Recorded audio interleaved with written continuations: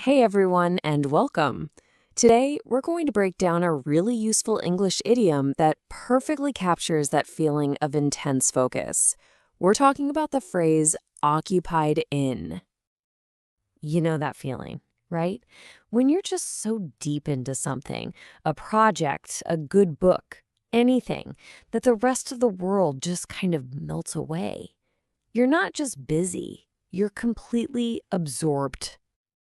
Well, it turns out there's a perfect and slightly more polished way to talk about that exact feeling. And by the time we're done here, you'll know exactly how to use it. So let's get right into it. What are we really saying when we use the phrase occupied in? What this really boils down to is being completely wrapped up in one single activity. You're so involved that you're just not available for anything else right then. It's not about having a long to-do list. It's about being totally engrossed in one thing. Now, you're probably thinking, okay, but why not just say busy with? And that's a great question. You totally can. But there's a subtle little difference here that can make your English sound much more precise. So, check this out. Busy with is pretty general. You could be busy with work or busy with chores. It's broad. But occupied in really zooms in on the situation. It highlights that you're actively involved in one specific thing. It's all about the depth of your focus, not just the amount of stuff you have to do. Okay, so we get what it means, but how do we actually build a sentence with it? Don't worry, the grammar here is super straightforward. It's a simple three-step recipe. First, you start with your subject, who or what you're talking about. Then you just add the phrase occupied in. And finally, you name that specific activity, usually with an ing verb or sometimes a noun. Easy, right? All right, enough with the rules. I think the best way to learn is to see it in action. So let's look at a couple of real-world examples. Here's the first one.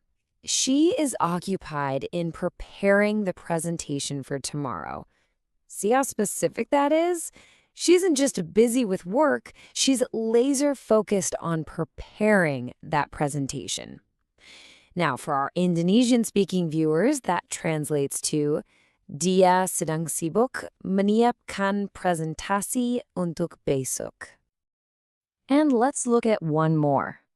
They were occupied in repairing the machine at the workshop all day. Again, it tells us about a single all-consuming task. We know exactly what had their full attention.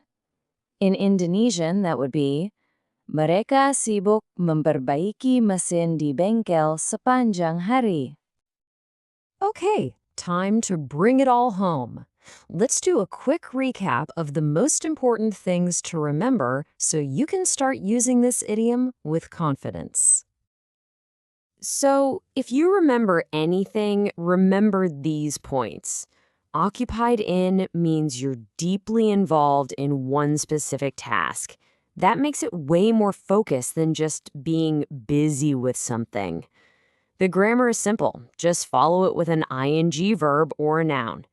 And here's a little pro tip. This phrase is fantastic for more formal writing, like reports or professional emails where you want to sound precise. And there you have it. Now you know exactly how to use occupied in. I really hope this quick explainer helped. Thank you so much for watching. So, before you go, I'll leave you with a little challenge. Think about what's going on in your life right now. What new skill are you completely occupied in learning? Give it some thought. Thanks again for joining me, and I'll see you in the next one.